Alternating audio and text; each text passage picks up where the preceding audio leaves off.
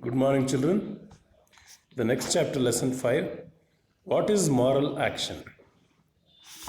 There is a pre reading activity. Honesty is the best policy. Do you agree? Discuss in pairs. This is something which you have to do when you come to the school. Okay. Now I'll straight away jump to the lesson. This lesson, What is Moral Action, is authored by Mohandas Karamchand Gandhi, who is better known as Gandhiji to all of us. When can it be said that a particular action is moral? In asking this question, the intention is not to contrast moral with immoral actions, but to consider many of our everyday actions against which nothing can be said from the conventional standpoint and which some regard as moral. Most of our actions are probably non-moral. They do not necessarily involve morality. For the most part, we act according to the prevailing conventions. Such conventional behavior is often necessary. If no such rules are observed, anarchy would be the result, and social intercourse would come to an end.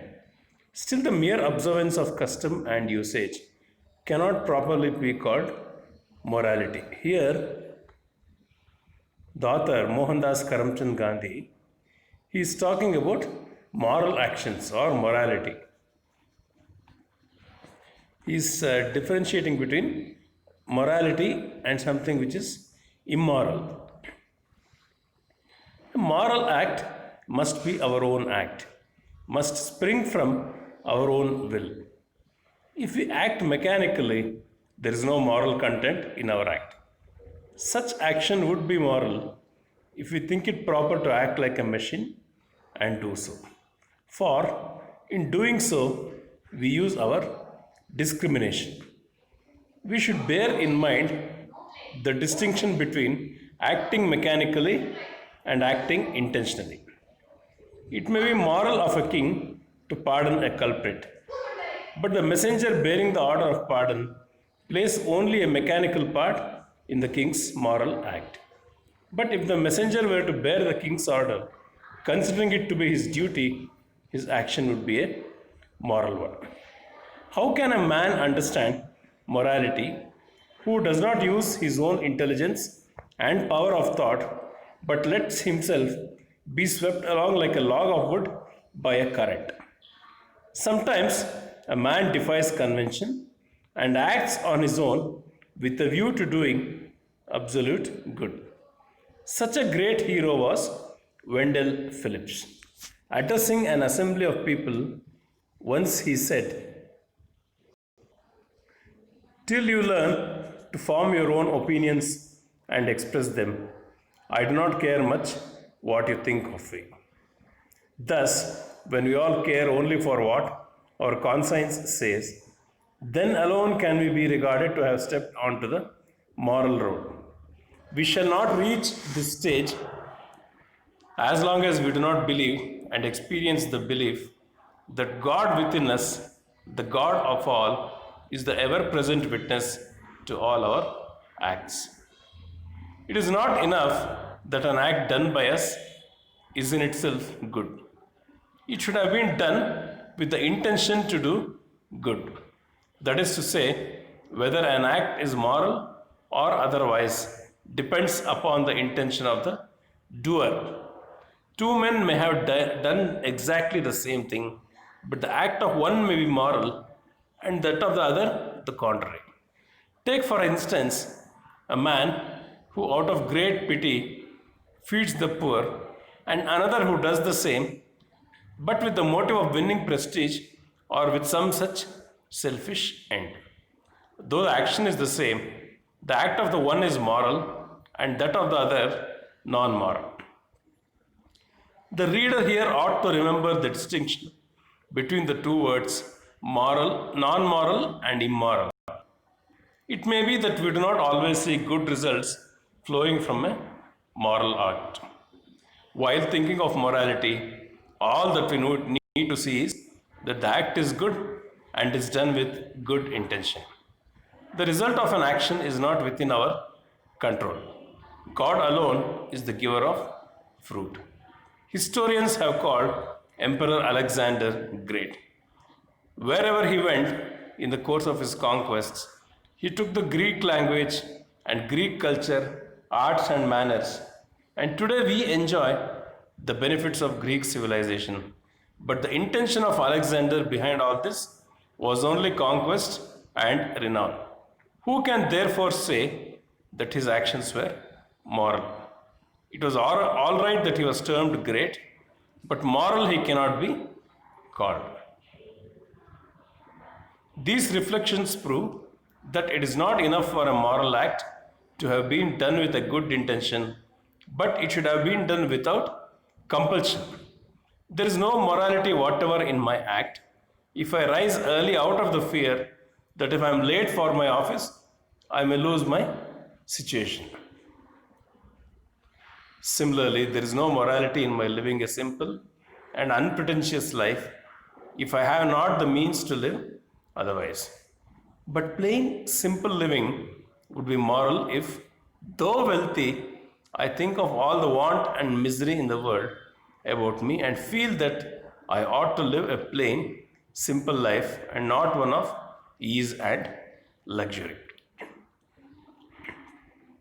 Likewise, it is only selfish and not moral of an employer to sympathize with his employees or to pay them higher wages lest they leave him.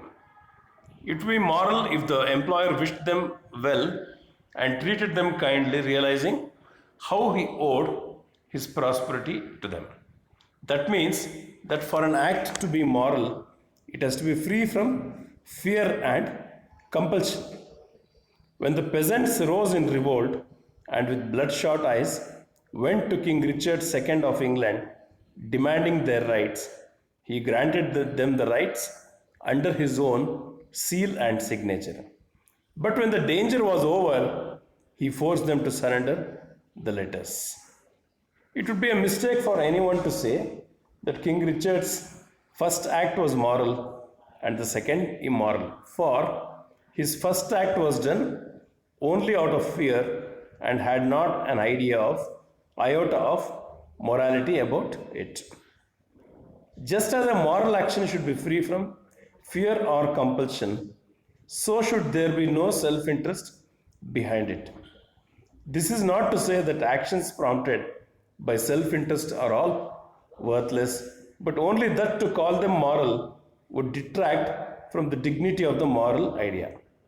That honesty cannot long endure, which is practiced in the belief that it is the best policy. As Shakespeare says, love born out of the profit motive is no love. Just as an action prompted by the motive of material gain here on earth is non-moral, so also another done for considerations of comfort and personal happiness in another world is non-moral. That action is moral which is done only for the sake of doing good. A great Christian, Saint Francis Xavier, passionately prayed that his mind might always remain pure. For him, devotion to God was not for enjoying a higher seat after death. He prayed because it was man's duty to pray. The great saint Teresa wished to have a torch in her right hand and a vessel of water in her left, so that with the one she might burn the glories of heaven, and with the other extinguish the fires of hell, and men might learn to serve God from love alone, without fear of hell, and without temptation of heavenly bliss. To preserve morality thus demands a brave man prepared to face even death. It is cowardice to be true to friends and to break faith with enemies. Those who do good out of fear and haltingly have no moral virtue. Henry Clay, known for his kindliness, sacrificed his convictions to his ambition. Daniel Webster, for all his great intellect, and his sense of the heroic and sublime, once sold his intellectual integrity for a price. By a single mean act, he wiped out all his good deeds. This shows how difficult it is to judge the morality of man's action because we cannot penetrate the depths of his mind. We have also the answer to the question raised at the outset of this chapter: what is a moral action? Incidentally, we also saw which kind of men could live up to that morality. Now, children, in this particular lesson, Mohandas Karamchand Gandhi talks about moral action and immoral action. In other words, he talks about being selfish and not being selfish. He says, even if you do something good with selfish interests, that cannot be called as a moral action. On the other hand, if you do something without any selfish interests, that should be called as a moral action, according to Gandhiji. He has also given us some examples for this. Examples of St. Francis Xavier, Wendell Phillips, St. Teresa, King Richard II, etc. So, this is a rather heavy chapter for you people, I know very well. Still, I am sure you enjoyed this particular chapter. If you have any doubts in this chapter or any of the previous chapters, you can definitely come back to me. You can contact me on Mondays and Thursdays when you have English class. So children, one more thing, with this chapter, the prose section of your part 1 textbook has been completed. You can see that now the entire prose section has been completed. As far as poetry is concerned, I want one information from you people. Abraham Lincoln's letter and Vachana, have they been completed or not? You have to let me know, so that I will, if not completed, I will complete those two things for you. In non-detail, Karna has been completed. Now I have to take up Treasure Island, which I will be doing in the next class. Am I clear, children? So maybe by today evening I will be sharing the notes with you all for all the chapters. Update your notes and submit to me by next week. Hope you enjoyed this chapter. Have a wonderful day, children.